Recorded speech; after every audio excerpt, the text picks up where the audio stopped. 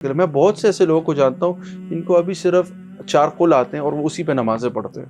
کیا جو بندہ صبح پڑھ لے تو صبح سے شام تک جو وہ خواہش کرے گا اللہ اس کی خواہش پڑے.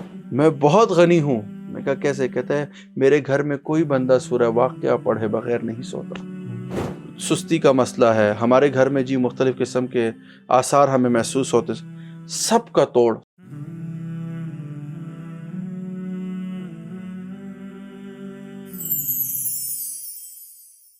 السلام علیکم ورحمۃ اللہ. وعلیکم السلام ورحمۃ اللہ. برادر اسامہ، رمضان مہینہ قرآن کا بھی مہینہ ہے، اور ہم سب کو پتہ ہے کہ کتنا ضروری ہے کہ ہم اپنا تعلق قرآن کے ساتھ زیادہ سے زیادہ استوار کریں.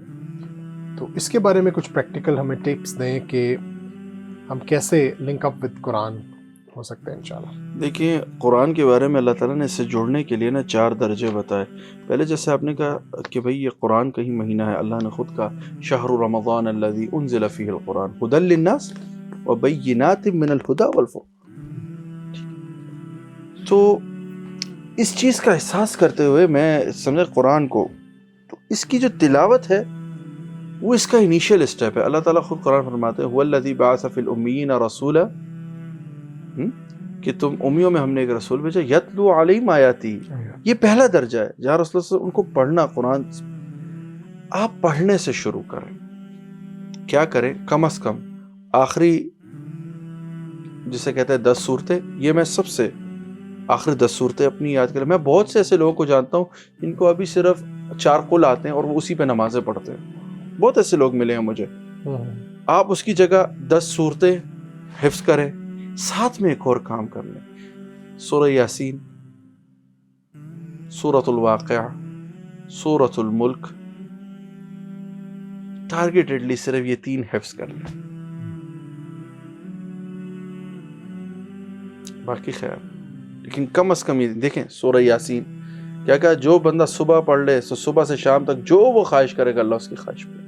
سورہ واقعہ پہ کیا کہہ رہے ہیں؟ حضرت عبداللہ ابن مسعود رضی اللہ عنہ جب بالکل بستر مرگ پہ، حضرت عثمان رضی اللہ عنہ ان کے پاس جسے کہتے ہیں وہ طائف لے کے آئے اور کہا کہ یہ آپ کے لیے. انہوں نے کہا بھئی کیوں؟ کہا جی آپ کی بیٹیاں ہیں، آپ کہاں سے کریں گے؟ اس نے کہا عثمان میں بہت غنی ہوں. میں کہا کیسے؟ کہتا ہے میرے گھر میں کوئی بندہ سورہ واقعہ پڑھے بغیر نہیں سوتا.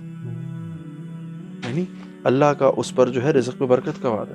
سورہ ملک کیا ہے؟ آخرت میں آپ کی سفارش کا ذریعہ ہے. اور بھی بہت سی ایسی صورتیں، لیکن یہ کم از کم 3 آپ کی روٹین میں آ جائیں. اب آپ اس رمضان میں کہ بھئی پہلے عشرے میں سورہ یاسین حفظ کروں گا، دوسرے میں سورہ واقعہ کروں گا، تیسرے میں سورہ ملک کروں گا. آپ کا ایک قرآن، اب آپ روز کیا ہے، اب آپ کے حفظ ہو گئی ہیں، اب آپ اس کو روز پڑھ رہے ہیں. اب آپ کے ساتھ باقی قرآن جو ہے نا وہ خود تعلق بنانے کی کوشش کرے گا. وہ قرآن آپ کی طرف لپکے گا، یار یہ بندہ ہے، یہ مجھے پڑھتا ہے، یار باقی بھی میں نے اس کو جو ہے نا اپنی سارے راز اس پر کھولنے. کیوں؟ یتلو علیہم آیاتی ویزکیہم. کیا ہوگا جب وہ تزکیہ اپنا کرے گا، اپنے اخلاق بہتر کرے گا، پھر اللہ کیا کریں گے؟ وَيُعَلِّمُهُمُ الْكِتَابَ وَالْحِکْمَةَ. پھر اللہ اس کو کتاب کا علم بھی دیں گے اور اس کے اندر سے حکمت بھی نوازیں گے. اور حکمت کیا ہے؟ کہ جب آپ قرآن کی آیت پڑھیں گے اللہ تعالیٰ اس کے راز آپ پہ کھولتے جائیں گے.